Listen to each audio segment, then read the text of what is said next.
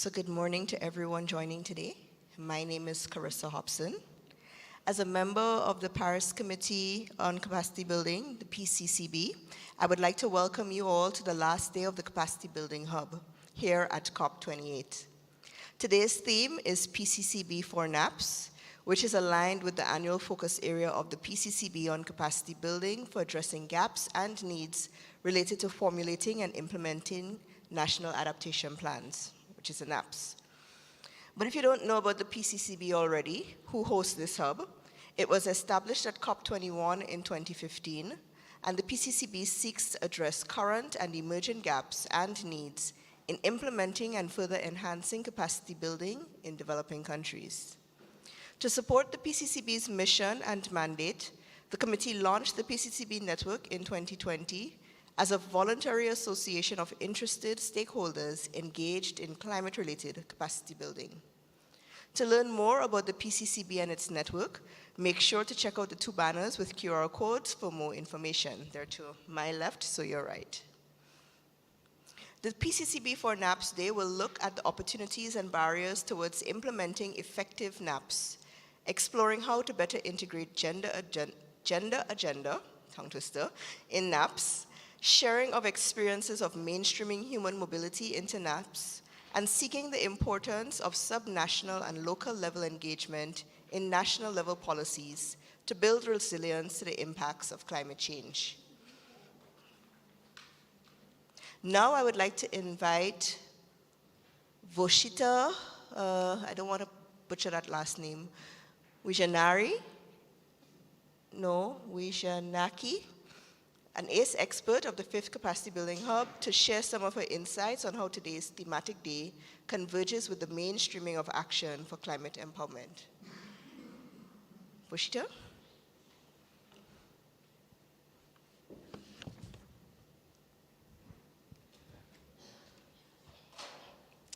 Thank you. The name is Wasita Vijayanayaka. Hi, I see familiar faces. And I work as the Executive Director of Slack and Trust, which is a nonprofit think tank. And NAPS is one of our priority areas that we focus on. And I think we've worked about a decade on this topic. And I hold NAP work close to my heart. And I'm also working on ACE in my day-to-day work. And so very privileged to be able to talk today on both how they interconnect.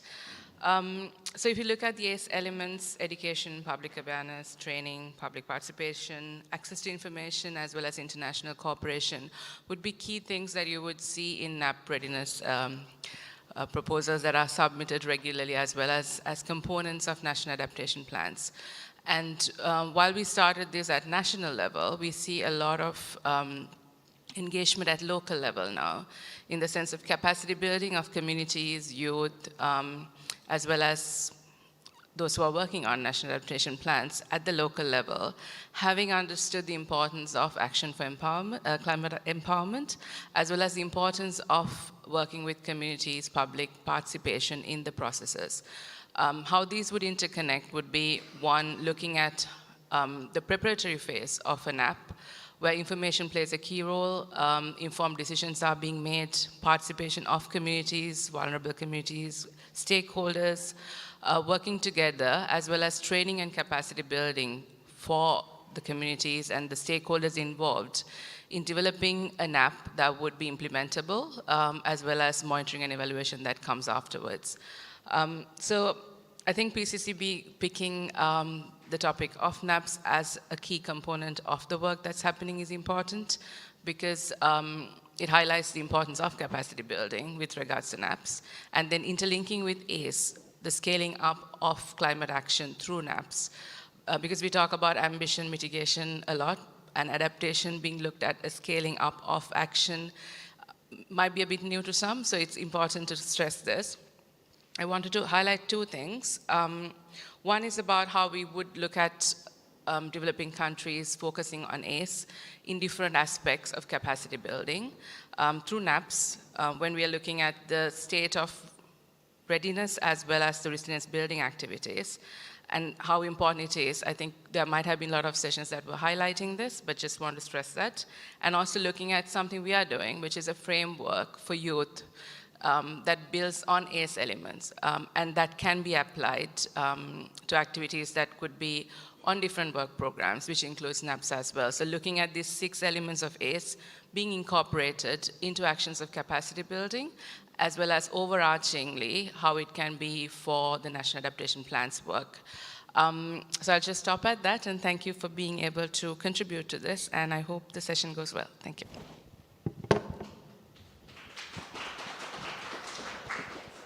Thanks so much, Voshita. And now, without further ado, I will invite Mr. Orville Gray from the NAP Global Network to join me to present the outcomes of the PCCB's thematic dialogues at the UNFCCC Regional Climate Weeks by the PCCB.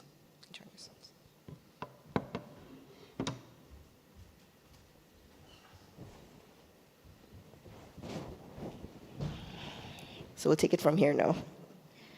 So during the second half of 2023, the PCCB held a thematic dialogue at each of the UNFCCC Regional Climate Weeks in Africa, Middle East and North Africa, Latin America and the Caribbean, and the Asia-Pacific region, under the theme of building capacities for NAP implementation strategies in collaboration with NAP Global Network.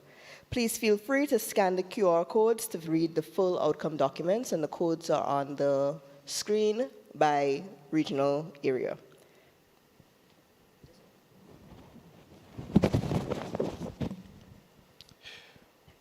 Morning, everyone.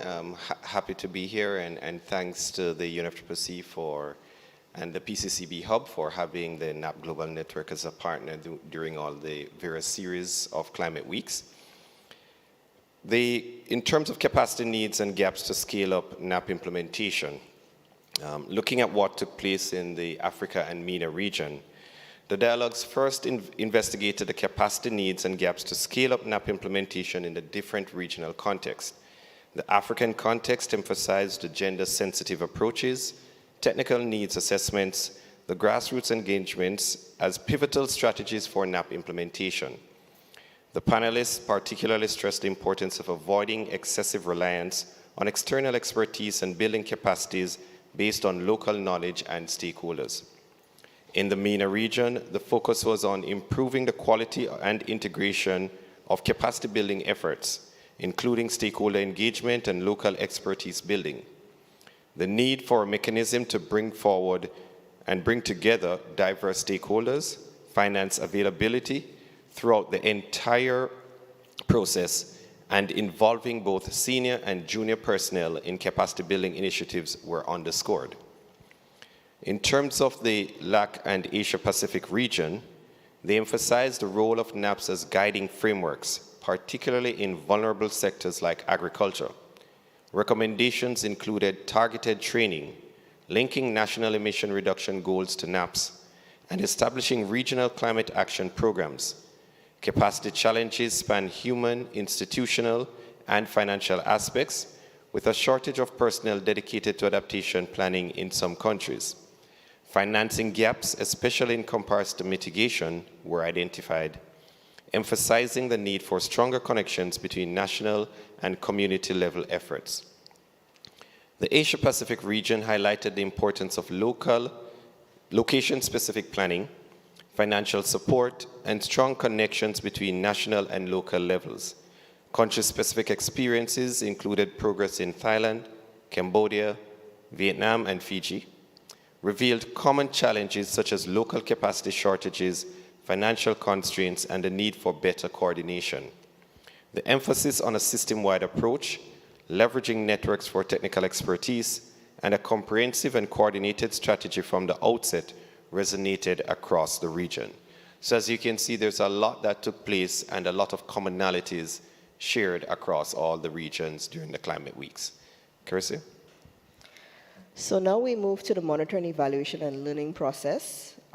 So in the second part of the PCCB dialogues, we explored the role of monitoring, evaluation, and learning, MEL, in supporting the effective NAP implementation. In Africa, the focus was on internal evaluation and learning of NAP implementation, emphasizing the sustainability of relying on internal capacities rather than external expertise alone. Panelists stressed the importance of inclusive participation, especially considering language barriers faced by ethnic minorities. Cross-departmental coordination within governments was also highlighted as essential, emphasizing the need for collaboration across all sectors and underlining the pivotal role of capacity building in achieving this coordination. The MENA region underscored the importance of well-defined key performance indicators, the KPIs, closely linked to measurable activities and investment programs for effective MEL processes. Comprehensive MEL approaches involving both top-down and bottom-up methods were recommended to enhance transparency and mutual accountability. Moreover, stakeholder engagement in data collection, analysis, and sense-making is emphasized for robust MEL. These insights emphasize the role of data-driven decision-making, transparency, and stakeholder involvement in monitoring and evaluating NAP implementation. When we went to Latin America and the Asia-Pacific regions, in Latin America and the Caribbean, the role of MEL processes in the early stages of NAP implementation was particularly emphasized. Panama's initiatives to establish a monitoring and evaluation system with publicly available indicators were highlighted as a model for transparency and engagement. It was recommended to develop monitoring and evaluation toolkits based on local conditions to support countries in implementing their NAPs at different stages of their NAP development. This then necessitates collaboration with various actors from the public and private sectors, NGOs, and other organizations. In the Asia-Pacific region, speakers stressed the role of MEL processes in continuously improving NAP implementation through iterative planning, reporting adaptation information, and systematic monitoring and evaluation. Various approaches in the region were showcased, including Thailand's need for a stronger M&E system, Vietnam's comprehensive M&E system with 72 components, and Fiji's efforts to integrate monitoring and evaluation more systematically through the NAP Steering Committee. Thank you, Carissa. Now, looking at participation of marginalized and vulnerable groups. In the Africa and MENA region, the third question raised by the dialogues was how to ensure the meaningful engagement of marginalized and vulnerable groups, such as women, youth, children, and indigenous communities in NAP implementation. In Africa, the emphasis was on addressing high illiteracy rates and prioritizing awareness raising and climate action education to empower citizens, particularly in sub-Saharan Africa. Policymaking was recommended to prioritize inclusive education and climate action to empower individuals. The promotion of gender-equal climate action was also highlighted, emphasizing assessment tools and the integration of social and financial inclusion into NAP efforts. In the MENA region, they stressed the importance of building trust and confidence among vulnerable groups through simple language and real-life examples, tailored inclusive approaches considering unique needs such as language, cultural considerations, and digital gaps. These were also emphasized. Techniques like role plays and examples were recommended to effectively engage these groups in the NAP process. highlighting the necessity for customized and inclusive approaches. In the LAC region, the focus was on the establishment of institutionalized instruments to actively involve marginalized groups. Empowerment through skill development, knowledge transfer, effective communication, media engagement, and a whole of society approach were advocated as central elements in capacity building efforts. In the Asia-Pacific region, the panel stressed the need for proactive and inclusive engagement from the outset. It is important to involve vulnerable groups from the beginning, exploring alternative methods of engagement and acknowledging non-traditional contributions, especially in indigenous settings. Policy-making and consultation processes were particularly underscored, along with comprehensive training sessions at the local level to ensure familiarity with new legal frameworks. So last but not least, the fourth part of the dialogues explored the capacities needed to forge stronger linkages between implementation of NAP strategies at the local level and at the policymakers level. In Africa, the focus was on bridging the knowledge gap among governmental departments and grassroots engagement, stressing the needs for institutional coordination. In forging such coordination, promoting gender equality, avoiding over-reliance on external expertise, addressing narrow funding sources, and incorporating human mobility into NAPs were identified as crucial capacities needed for stronger linkages. In the MENA region, involving local stakeholders in capacity building, addressing children's needs, and data and evidence-based decision-making were all highlighted as capacities needed for forging stronger linkages. One particular emphasis was on framing NAPs as investment opportunities to attract stakeholders and mobilize resources, which involves multiple interactions at different levels, such as initiating the investment plans at the local level, extracting investment projects from NAPs, and aligning adaptation needs with clear returns on investment at the national level. In the LAC region, the recommendations were to extend capacity building measures beyond decision makers to actively engage specialists, farmers, investors, research institutes, and various stakeholders at the local level, recognizing the potential of local knowledge, effective communication, involvement of diverse stakeholders, continuity in adaptation actions, and the establishment of a legal framework and institutionalized mechanisms were all identified as crucial capacities for stronger linkages between local adaptation and policymakers' strategies. Finally, in the Asia-Pacific region, the emphasis was on utilizing digital technologies, forming partnerships, simplifying technical information, and strengthening advisory and extension services in all sectors. Additionally, the importance of knowledge translation, simplifying technical documents, and connecting technical expertise with funding were also underscored. Orville? Thanks, Curcio. And in terms of conclusion, you can look at the QR codes for the outcome articles. In summary, the insights stemming from the PCCB thematic dialogues collectively underscored the multifaceted capacities required for effective NAP implementation under different regional contexts. We would like to once again extend our sincere gratitude to all the panelists who have contributed their brilliant ideas and experiences, and to our lead partner, NAP Global Network, for co-organizing these dialogues. Because of the time constraint, we could only give a summary of the outcomes of the thematic dialogues very briefly today. But we strongly invite you to read the outcome articles, which are accessible via the QR codes on the screen.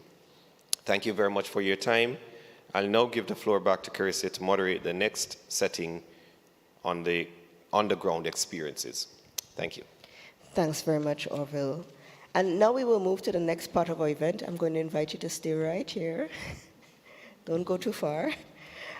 So we'll move to the next part of our event, where we will invite some speakers who participated in the 4 regional thematic dialogues to join us again as we wrap up this regional thematic dialogue event by exploring the topic of Africa and MENA, Latin American and Caribbean, and Asia Pacific regions. However, I will let you know up front that we have one speaker who is down sick.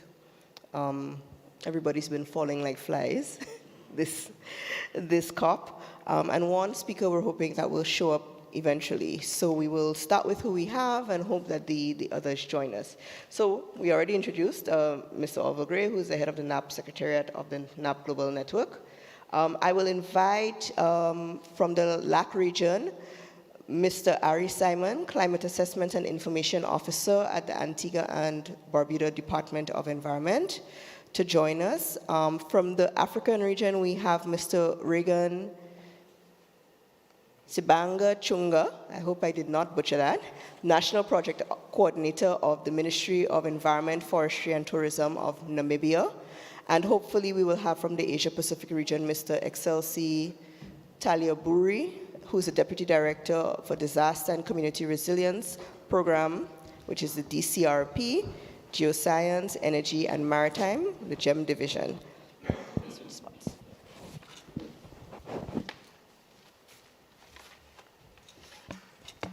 I feel like, the gender balance isn't looking so great, but we'll work with what we have. So we have an amazing group of panelists today. I will just dive into the questions for discussion. And for the first question, it's posed to you all. You will answer as you are inspired to so do. And that first question is, what is the status quo of NAP implementation in your respective regions and the role of capacity building in this context? So I will go to the countries first, and then we'll come back to NAPGN. So any of the gentlemen from Antigua or from Namibia would like to start? Hi, good morning, everyone. So I'm just going to speak on the context of Antigua and Barbuda. So currently, we're in the process of formulating our NAP.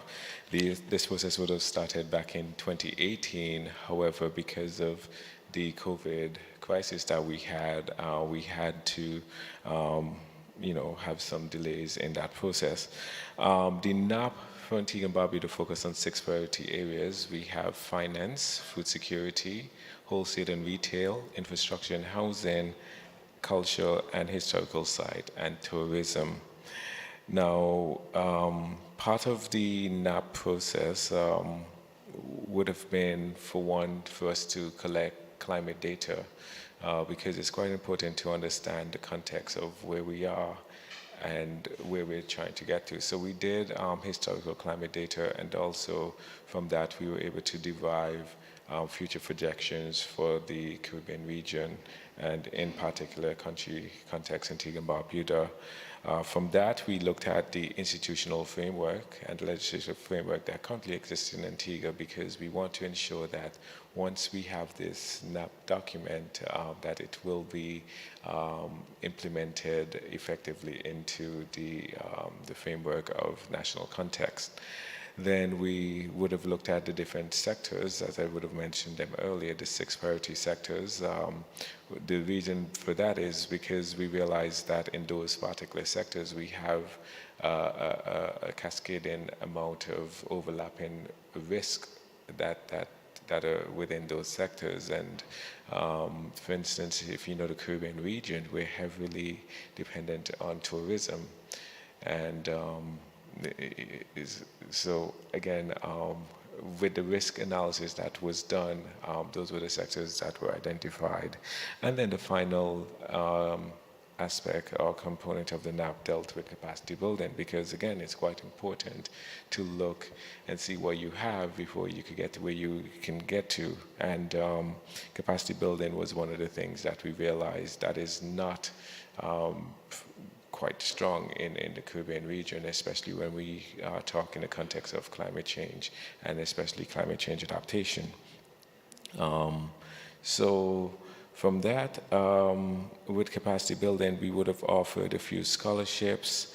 For instance, one of them was in the Development Control Authority, which is responsible for the building code. Now, Antigua and Barbuda in 2017 would have had the first Category 5 in the region, and with that we noted that the building code needed to address these climate risks that we're now facing, and as a result we have the building code that is being implemented, and with that we must also have building inspectors and architects adhering to these climate risk that a country do face. So, as I said, right now we're currently in the formulation stage of our NAPs.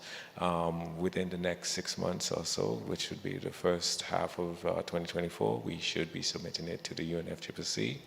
And from there on, we should be looking forward towards the implementation or how we can implement our NAPs. Thank you very much. That's a very systematic way of approaching it, from data to policy review to the sectoral reviews, and then recognizing the capacity gaps and trying to fill those on your way to implementation. That was really good. So we'll turn over to Mr. Chunga. Yes. Yeah. Thank you. Good morning, everybody. In Namibia's case, we are yet to develop our NAP. We actually just got the approval from the GCF. Of course, it was a back and forth thing for over 3 years now. We've been trying to access the readiness funding, but fortunately, it finally came through. But what we have done in the meantime, while we were in that process of accessing money, we thanks to NAP Global Network, we got support from the NAP Global Network to do the adaptation communication. And I think this was a very good exercise because it helped us understand what's being implemented out there. We went extensively to the region, to the local level, just to understand what are some of the initiatives which are ongoing, how are they being successful, what are the lessons learned from those kind of initiatives. That really helped us to inform the NAP proposal process, which we submitted to the GCF. And the second thing, we had what we call the National Climate Change Strategy and Action Plan, which came to an end in 2022. So what we did during the process was also similarly to what my colleague just said here. We took stock of what have we achieved within that climate change action and strategy. Why did we not achieve it? What are some of the challenges? Of course, capacity issues and capacity gaps and poor coordination amongst institutions or amongst ministries came out as one of those key gaps which we will look forward to addressing during our NAP preparation process. So we are yet to start with the process. We are hopeful by next year we'll start with it, but it's unfortunate that the institution which was chosen to lead the process could not get accredited because we were trying to use the NAP process to get it, it's called that accreditation by project, to use that to fast track the accreditation process. But however, it seems there are some few policy reviews which they need to align to the Green Climate Fund policies. So hopefully that will be sorted very soon, and we are hoping to start the process by next year. Okay. Thank you very much for that. And it's good to know that even though you haven't actually started the NAP as yet, you've done some processes that are helping you learn what you need to do in order to get to that NAP. So I'll turn over to you, Orville, in case you have any overarching views you'd like to provide. Thanks, Garcia. And I mean, thanks, Mari and Regan, because you both highlighted, you know, the progress that have been made in countries as well as the challenges that you've had, especially in terms of capacity. You know, we only need to look around the room, and you can recognize clearly that capacity is a challenge, not just in terms of countries being able to support their adaptation planning process, but even in terms of, you know, being able to share that capacity in this room to speak to the challenges that you're having in the NAP process. In terms of our conversations with countries internationally, we've also seen the same challenge. We keep talking to countries, and one of the things that we keep hearing is, you know, we want support. We desperately need support, but we do not have enough capacity in countries to take on the support. It's one or two persons that are carrying the load, and unfortunately they're wearing too many hats, and they're not able to, you know, progress with some of the support that's available. So it's clear that, you know, there is a need for building capacity, whether, you know, significantly in terms of human capacity, but also in terms of capacity in the institutions to be able to support the implementation of the NAPs, or even the formulation in the case of Namibia and other countries. It's important for us to remember that building capacity is an integral part of the process. Because when we talk about adaptation planning, we're not just speaking about the development of a NAP document, The document itself is just a milestone in the process. It's going to be updated. It's going to be revised over time. You know, it's an iterative process. But in terms of securing that process, it will require capacity building. And that is something that also needs to be supported separately. Thanks. Okay, thank you. It's great that we're sitting in the capacity building hub because the overarching theme remains need for capacity and lack of capacity. So I'm going to direct the next question mainly to Regan and Ari. I'll start with you, Ari, and you said that your Antigua is near completion in the development of the NAP. And so my question would be, do you already have an implementation strategy, or if not, do you plan to develop one? Where are you in that stage? And then I'll ask the same question to you, even though I know you're still not there with the NAP. Okay, so yes, there is plan to have a implementation strategy for the NAP. However, I could tell you that we're in the process currently in designing a financial strategy and action plan, and this is with the partnership of the NDC Partnership and Climate Analytics.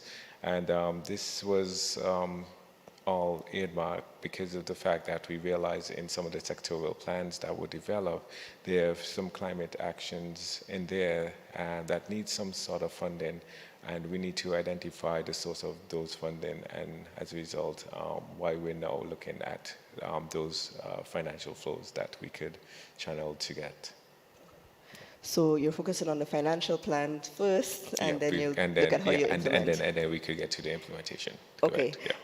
Fair enough. It makes sense. Without money, Without can't money, really do you can't anything. So, Regan, I know you said that Namibia hasn't started to develop the NAP as yet, but you've learned a lot of lessons from the ADCOM, and you're going to use that to develop the NAP. So have you already thought about how you're going to have an implementation strategy, or what's the thought process in Namibia in terms of that plan? Yeah, I think the plan is to have an implementation plan. But just to mention that we just recently finalized our NDC. It was actually just approved by Cabinet prior to us coming here. And there's a very strong component of adaptation in that NDC. And we're in the process of developing an NDC implementation and action plan.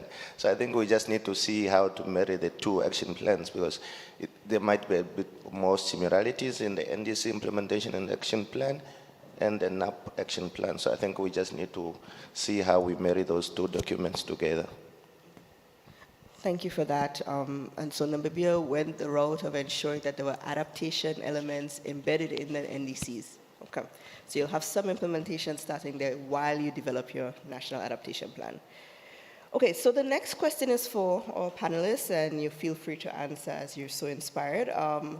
So we spoke about the capacity building gaps. We know that there are needs, we know that there are gaps. There have been some attempts to address it, but in terms of discussing in some ways how we would address these persistent capacity gaps and needs that we are seeing in order to move from not just planning, because we have great documents in many of our countries, how do we move those from planning to implementation? How can we address some of those key capacity gaps and needs in your view, from your country's perspectives or organizational perspectives? So whoever feels that they'd like to start, I leave the floor open. I can start.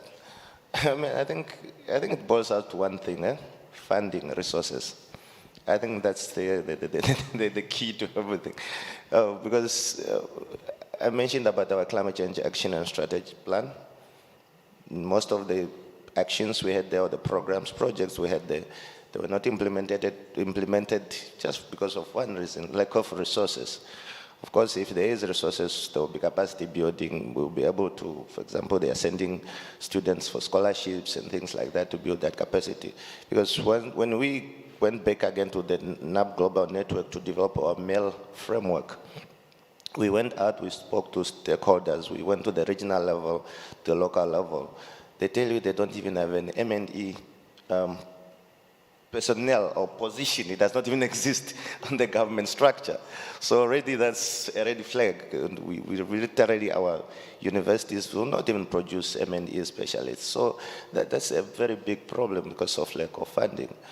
We found surprisingly, when we went to the regions, we found we have 12 regions in the country. Surprisingly, we only have one region, which at least on paper they have M&E officer, but no warm body to fill in that position because of lack of capacity. So I think if funding is there, or if adaptation is really prioritized in our countries on the government budgets, and I'm happy that we are very lucky that we are moving from the 5th National Development Plan to the 6th. So all of this foundation, which we have led with this support from the NAP Global Network in developing a MEL framework for adaptation, which was adaptation because of its significance to the GDP, it will really help us to push the agenda when developing NDP 6 and have adaptation high up there on the agenda and get the necessary attention and funding needed. Okay, thanks for that. So I heard two key things: the financing, and even in terms of human capacity, a very specific one, because we have to monitor and evaluate and report, and the positions, even if they're there on paper, there are no bodies filling filling those posts. So that's a serious capacity gap. Okay, so Ari Orville. Yeah, so my response, I have four different responses to this. One of them would be to address data gaps that currently exist. For instance, in Antigua, I could tell you that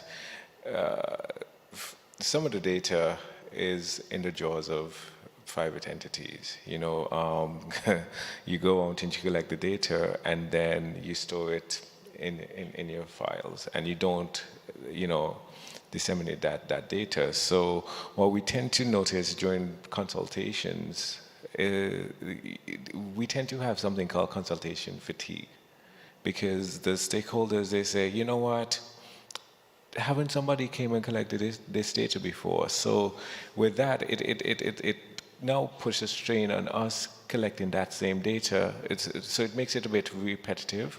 So if we could address those data gaps and ensure that the data is readily available when it's collected, that could also help reduce some of the capacity, that we're looking at. As my colleague would have indicated as well, funding is quite important.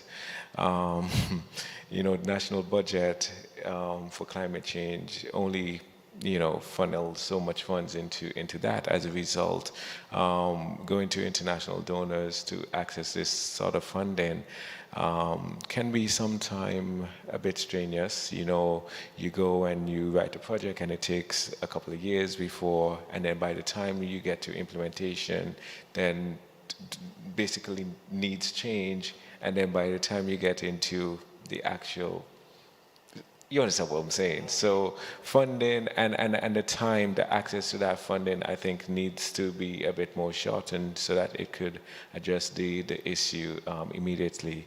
The third thing I would say is the institutional arrangements.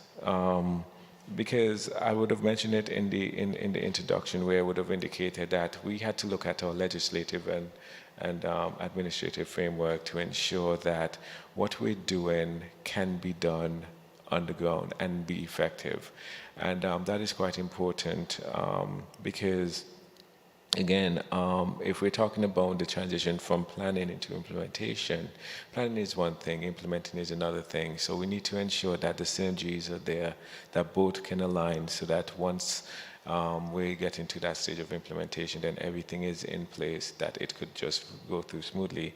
And the final thing I would say would have to come down to the human capacity needs. I could tell you at the department, we have a relatively high turnover. The department is young, it's growing, and like any young individual, we're not really going to stay at a particular place for too long. And what that tends to do is that it ends up bringing a drain on the department. For instance, I am the second coordinator for the NAP in Antigua and Barbuda. And with that, what tends to happen is that where I wasn't in the formulation of the project document from inception or even the planning stages. Now I have to take something and I have to play catch up to get to it. So that as well, when we talk about capacity, we have to look at and see how we could be continuous throughout and not just, come and go and hit and miss, because we need to ensure that, again, everything is streamlined in such a way that it just flows into. Thanks very much for that, Ari. I think you drilled down on some of the nuances of some of the topics that we talk about all the time. So you spoke about data, and it sounds as though it's not just whether data is available, but whether you have access to the data that is available. You spoke about financing, and Regan spoke about just the availability of financing, but you were also talking about the length of access of the financing, and that's something we hear from developing countries all the time. The time it takes to access the resources, the needs on the ground at the time would have changed significantly if you're talking 3 to 5 year cycles. And then you spoke about the institutional part, so ensuring that there is a framework in place to implement, which sometimes we overlook. And then I think, that last part about the capacity is a big one for developing countries, because we often look at capacity in terms of attracting capacity, but then you have to think about keeping capacity, because now there's this high turnover. So thank you very much for drilling down on some of the nuances of some of the challenges that we're facing. Okay, Orville, you have the big wrap-up part from the global perspective. Thank you. I mean, what I'd say is, as NAP Global Network, I think I want to end on a somewhat positive note in terms of capacity and implementation of the NAPs. Going into 2024, we are focused on looking at refining and supporting countries as they implement their NAPs. So we're going from planning to implementation, noting that countries are at various stages in the process.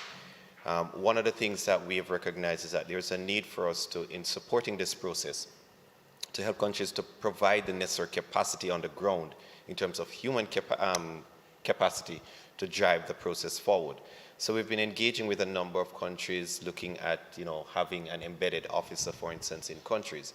But we're also making sure that we're working with countries to have these persons, as much as possible, be from the countries, so that we're retaining capacity within the countries, even if the capacity does not reside in the entity at the end of the day, because that is very significant.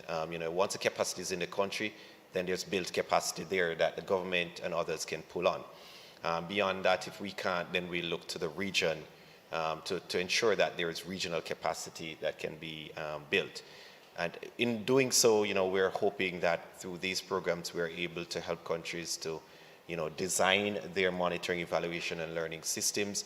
We are hoping that we'll be able to create a space for countries to come together and share their experiences, support each other, learn from each other, and build their processes going forward. So we can give you a synopsis of where we're going.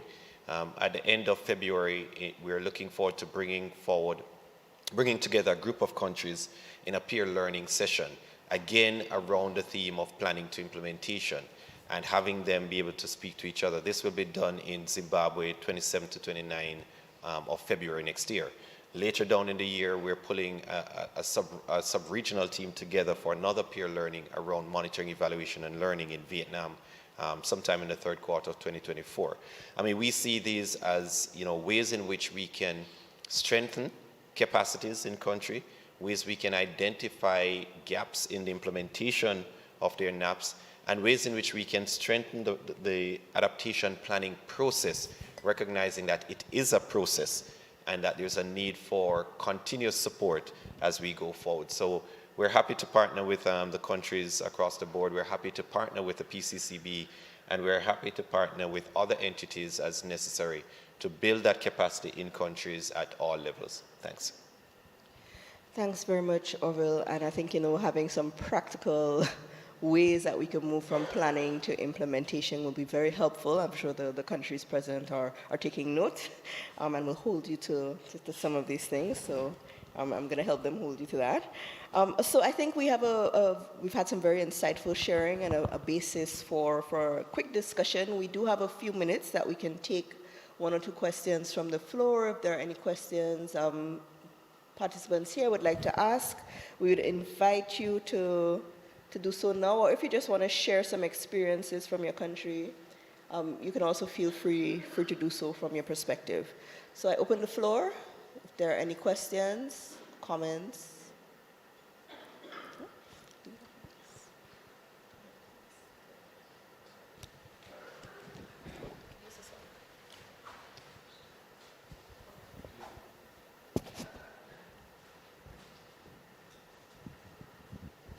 Thank you very much, Mauricio Luna from NAPGN.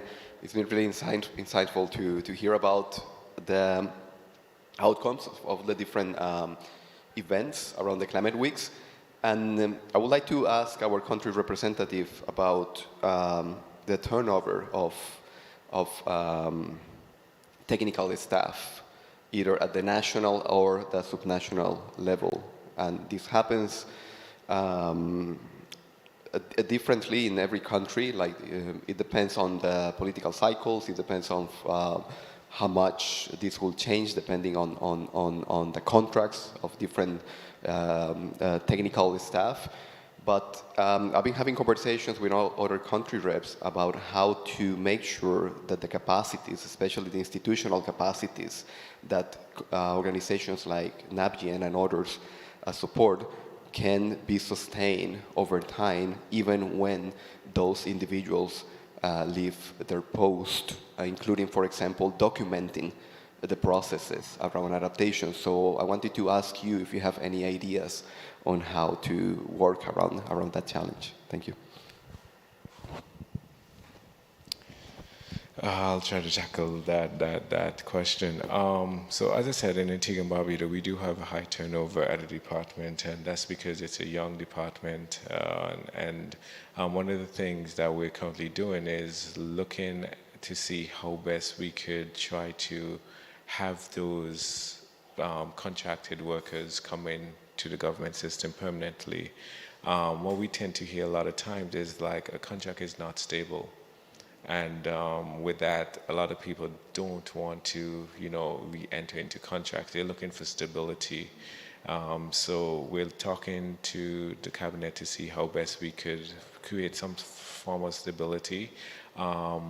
Also, we do have an M&E framework in place where we're tracking the progress. And once every person comes into the department, there's an onboarding process where we, run them through the process as to how, basically from the lessons we learned from previous coordinators, and try to, give them a brain, kind of like a little run through just so that.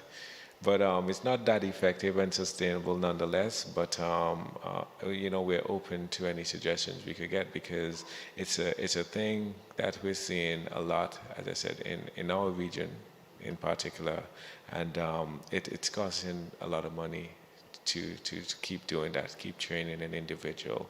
So there should be some level of sustainability. Yeah, maybe just to add on that, staff turnover is inevitable, right? And it's a big challenge. I sit here also as a coordinator for the national communications, which I've been doing since 2013, national communication and burn update reports. And I can tell you every reporting cycle, I have to train somebody again, somebody new. It's unfortunate that's the situation, but what we have been trying to do in Namibia, because we are trying to move away from getting these reports being outsourced, we try to institutionalize that by setting up what we call working groups.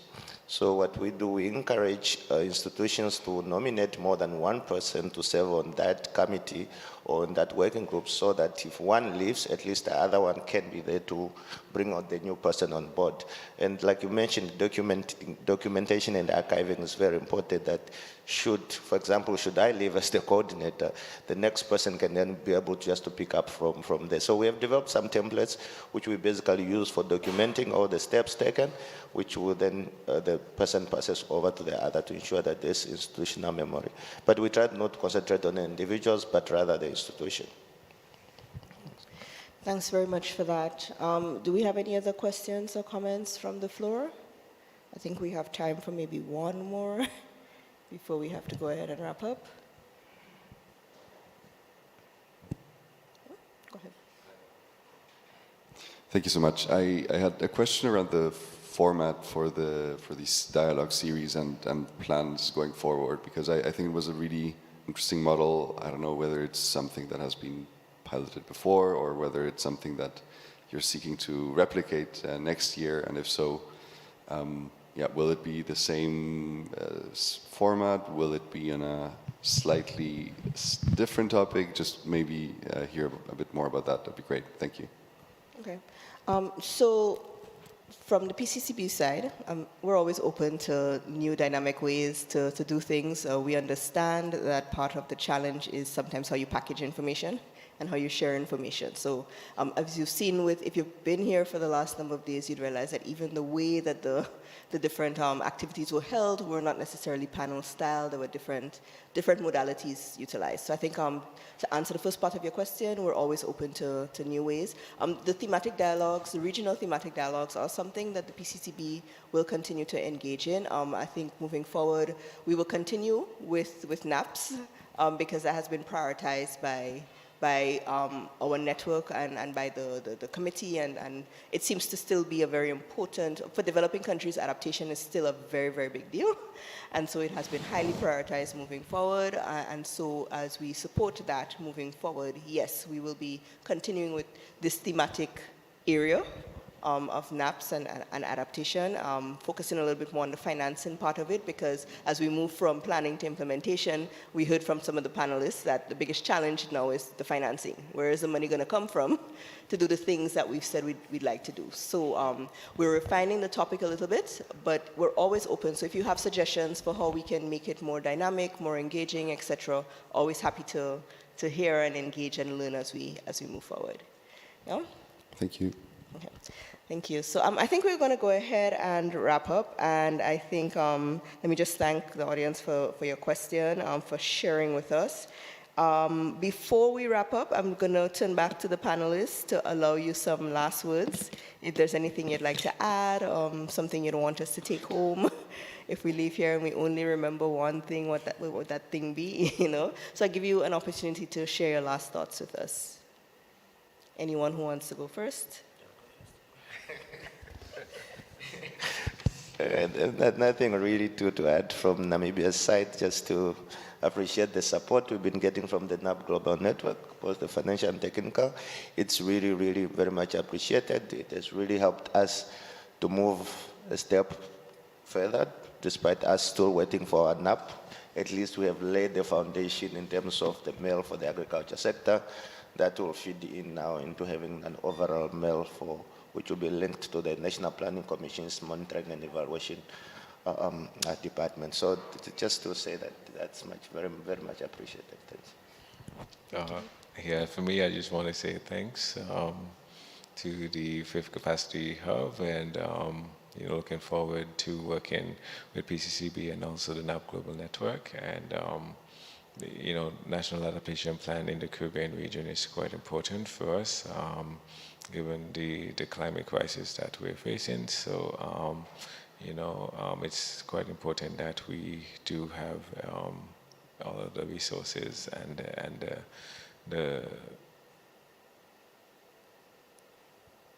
the awareness about NAPS out there. Thank you. I know that the others are here for the next session, so I just want to say thanks to the PCCB for having us on board this year. We look forward to continuing to partner with you as appropriate. And again, thanks to the persons in the room today for taking the time out to be with us. Thanks. So thank you very much, and we thank everyone for the fruitful discussions, especially our panelists. As we mentioned earlier, we have many interesting events taking place today, so feel free to stay and participate. For the time being, we will close the event, and we thank the speakers for a very rich discussion, both during the Climate Weeks and today. So thank you, everyone, and do enjoy the rest of the day.